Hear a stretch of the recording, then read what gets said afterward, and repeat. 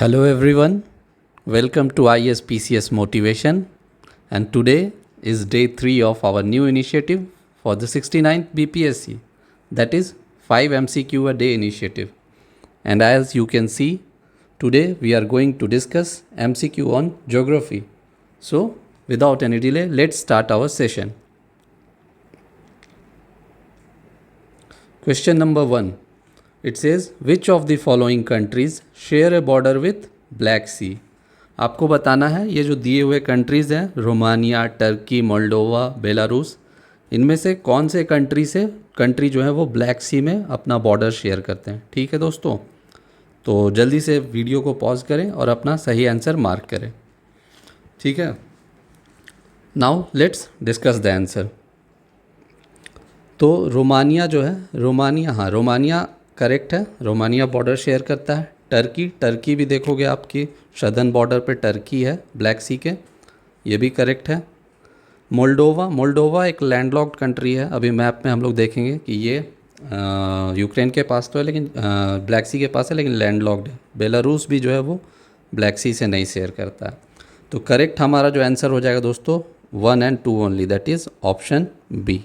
ठीक है, एक्चुअली अभी बीपीएससी में भी मैप से बहुत क्वेश्चन आता है और यूक्रेन रशिया के वॉर को लेके ब्लैक सी बहुत इंपॉर्टेंट हो जाता है. तो आप ब्लैक सी के अराउंड जितने भी लिटोरल कंट्रीज़ हैं आप उन सभी को देख लेना. जैसे इस मैप में देखो ब्लैक सी के अराउंड सारे कंट्रीज़ मार्क किए हुए हैं.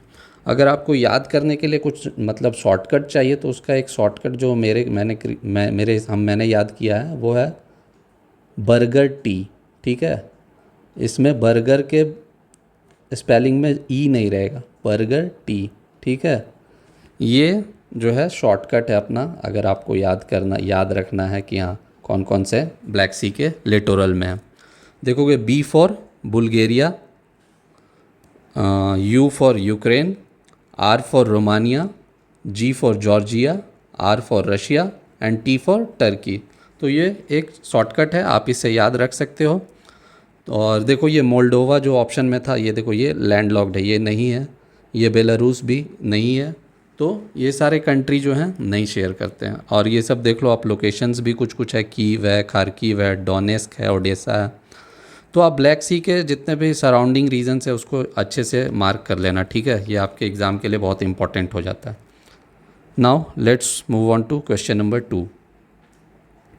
Question number 2 says which of the following statement is true about the solar system. आपको ये बताना है कि जो गिवन स्टेटमेंट्स हैं वो सोलर सिस्टम के बारे में दिए हुए हैं और उनमें से कौन सा ट्रू है. ठीक है, option A is Mercury is the hottest planet. Option B Jupiter has the largest number of natural satellites. Option C asteroid belt is located between Jupiter and Saturn. And option D Venus and Uranus rotates in clockwise direction. ठीक है, ये 4 statement दिए हुए हैं.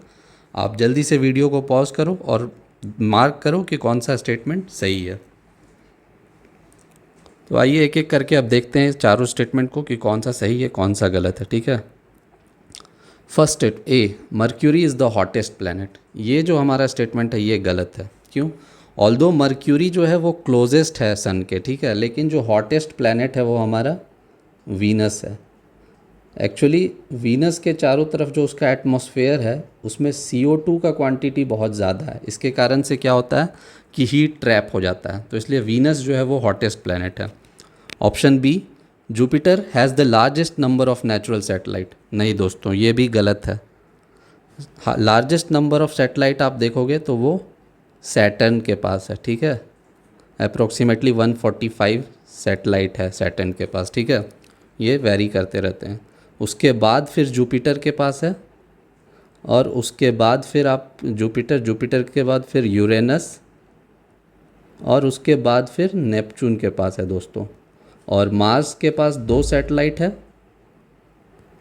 और अर्थ का 1 satellite है moon. ठीक है, और वीनस और मर्क्यूरी के पास कोई सैटेलाइट नहीं है दोस्तों. ठीक है, option C asteroid belt is located between Jupiter and Saturn. नहीं दोस्तों, ये गलत है. देखो सोलर सिस्टम का ये इमेज है. एस्टेरॉयड बेल्ट जो है वो मार्स और हमारा जुपिटर के बीच में है दोस्तों. देख रहे हो एस्टेरॉयड बेल्ट ये है, ये ये मार्स और जुपिटर के बीच में है। तो ऑप्शन सी जो हमारा है वो गलत हो जाता है। अब ऑप्शन डी ही बचा है तो वही सही है। पढ़ लेते हैं। Venus and Uranus rotates in the clockwise direction. हाँ, तो हमारा जितना भी सोलर सिस्टम के प्लैनेट्स है वो अर्थ की तरह एंटी क्लॉकवाइज डायरेक्शन में अपने एक्सिस के अबाउट रोटेट करते हैं, लेकिन वीनस और यूरेनस जो है वो एक्सेप्शन है। ये दोनों में क्लॉकवाइज रोटेशन होता है दोस्तों, ठीक है। सोलर सिस्टम भी आप देखोगे अक्सर बीपीएससी में पूछा जाता है, तो आप अच्छे से देख लेना। कुछ और अगर बात करें फैक्ट्स की, तो हमारा ये जो चारों प्लैनेट आप देख रहे हो, मार्स, अर्थ, वीनस, मरकरी, इसको हम लोग इनर प्लैनेट बोलते हैं, ठीक है, इनर प्लैनेट। और ये रॉकी प्लैनेट होते हैं, ठीक है। और ये जो बाकी जो ये चारों हमारा है जो एस्ट्रॉयड बेल्ट से बाहर है, वो उसको आउटर सॉरी एक मिनट, बाकी ये जो चारों हैं ये आउटर प्लैनेट है दोस्तों, ठीक है। ये मोस्टली गैसियस होते हैं। तो ये आप सोलर सिस्टम के बारे में कुछ बेसिक फैक्ट्स हैं, आप और देख लेना। Now let's move on to question number 3। Question number 3 says consider the following statements vis-a-vis south west monsoon, ठीक है। Option statement 1 says bay of Bengal branch is stronger than Arabian sea branch, and statement 2 says Arabian sea and Bay of Bengal branch merge together in the Punjab and adjoining Himalayas। ठीक है दोस्तों, तो south west monsoon का दोस्तों basically 2 branch होता है, जो कि हमारा जो इंडिया है उसके पेनिनसुलर शेप के कारण एक अरेबियन सी ब्रांच और एक बे ऑफ बंगाल ब्रांच। आपको बताना है कि ये दोनों स्टेटमेंट में से कौन से स्टेटमेंट ट्रू है। तो so quickly pause the video friends and mark your answer. तो आइए आंसर को डिस्कस करते हैं।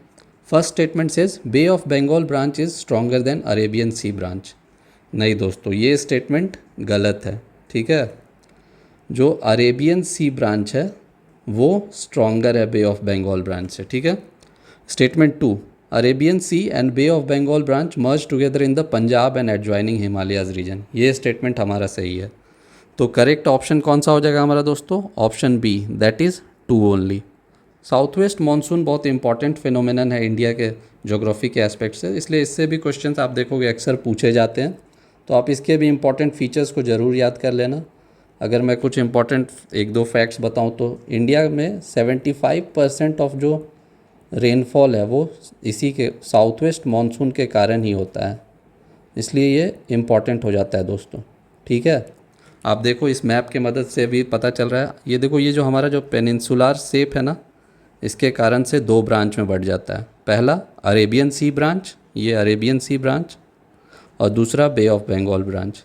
तो यही जो बे ऑफ बंगाल ब्रांच है दोस्तों, ये देखो यहाँ बिहार प्लेन से होते हुए और फिर ये फाइनली पंजाब रीजन में दोनों यहाँ पे मर्ज कर जाते हैं। जो हमारा दूसरा स्टेटमेंट था वो सही है, ठीक है। तो ये आप साउथ वेस्ट मानसून के और भी फीचर्स जो है वो देख लेना अच्छे से।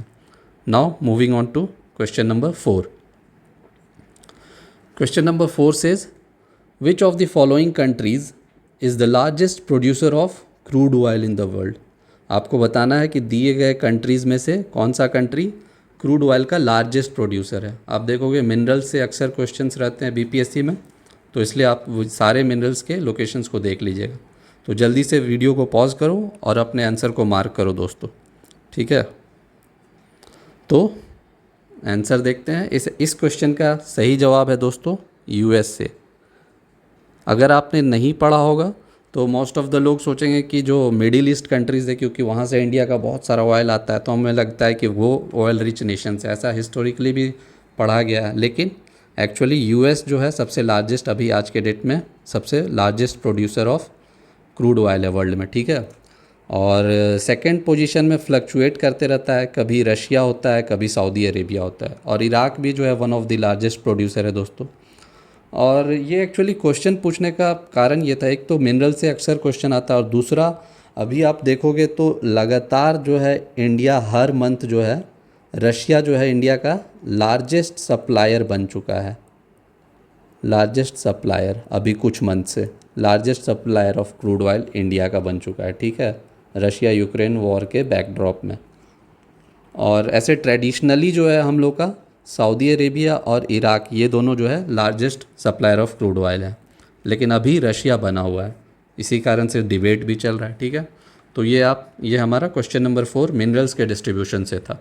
Now moving on to question number 5 दोस्तों, this is last question of our today's session. It says which of the following rivers, question number 5 says which of the following rivers are south bank tributary of river Ganga. Number 1 Bagmati, number 2 Son, number 3 Kamla and number 4 Punpun.